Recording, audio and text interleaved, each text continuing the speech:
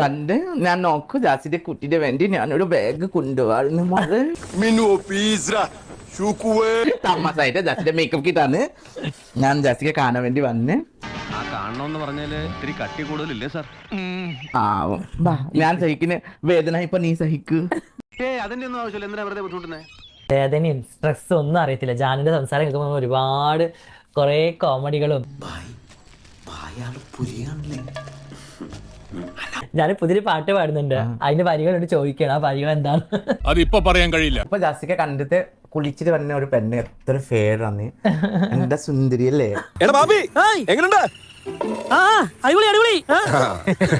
ഞാന് കണ്ടിട്ട് ഇപ്പൊ തുടങ്ങും ആൾക്കാർ കൊച്ചു പെണ്ണ നീ മിണ്ടായിരിക്കും, നീ ഒന്നും പണയണ്ട.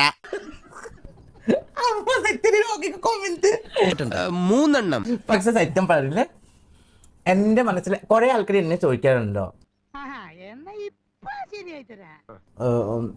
ഓ ജാസ്തിയുടെ കൂടി അത്ര നല്ല ഫ്രണ്ട്ഷിപ്പ് ആണ്. പക്ഷെ എനിക്ക് പേഴ്സണലി ജാസിക ഇഷ്ടം. കുറെ ആൾക്കാർ കുറ്റം പറഞ്ഞിട്ട്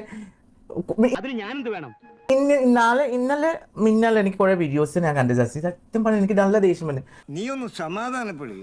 നിങ്ങൾ എത്ര നല്ല മനുഷ്യനുണ്ടെങ്കിൽ എന്താണ് വേറെ ആൾക്കാർ എന്താ ചെയ്യുന്നത്, അവരെ പോയിട്ട് ജീവിക്കുന്നത് എന്തൊക്കെ ചെയ്തിട്ടേ വിഷമമുണ്ടാവും, പക്ഷെ പിടിച്ചെന്നേക്കണം. അങ്ങനെ അവിടെ പോയിട്ട് സ്വന്തം വീഡിയോ റെഡിയാക്കി അവരെ പൈസ ഉണ്ടാക്കിയിട്ട് കഴിക്കുന്നല്ലേ. ഓഹോ അത് ശരി, ഇപ്പൊ മനസ്സിലായി. ഞാൻ അങ്ങനെയാണ്. ഇന്നെ ആ ഡ്രൈവർ ചേട്ടനൊക്കെ ഞാൻ പറഞ്ഞത്, വളരെ ഡ്രൈവർ ചേട്ടൻ മലപ്പുറത്തിലാണ്. മര്യാദക്ക് പറഞ്ഞിട്ട് കാര്യമില്ല, പറയേ കാര്യം പറയുന്നു. വൈഫ് എത്ര നിന്റെ നല്ല ഫ്രണ്ട് ആർക്കറിയാം എന്നെ ഇഷ്ടപ്പെടുന്ന ആളുകൾ. ഓ ഭയങ്കര ഫാൻ. എന്റെ വീഡിയോ കോളിൽ പറഞ്ഞിട്ട് ജാസിക്ക് പറയാൻ ഒന്നും ടെൻഷൻ അടിക്കണ്ട. ഇനി നീ എങ്ങാനും വേദന കൂട്ടിയിട്ടുള്ള പ്രശ്നമില്ല, മെഡിസിൻ നന്നായിട്ട് കഴിക്കണം, വാക്സിനോ കഴിക്കണം, എപ്പോഴും തീറ്റയുടെ കാര്യം മാത്രമല്ലേ. മുട്ട കഴിക്കണ്ട, കുറെ പറഞ്ഞു കിട്ടുന്നേ. സോ അങ്ങനെ നമുക്ക് സ്നേഹിക്കുന്ന കുറെ ആൾക്കാർ. ഇപ്പൊ ഞാൻ പോട്ടെ സാറേ, ഞാൻ ഇവിടെയൊക്കെ തന്നെ കാണും. നമുക്ക് കാണാം.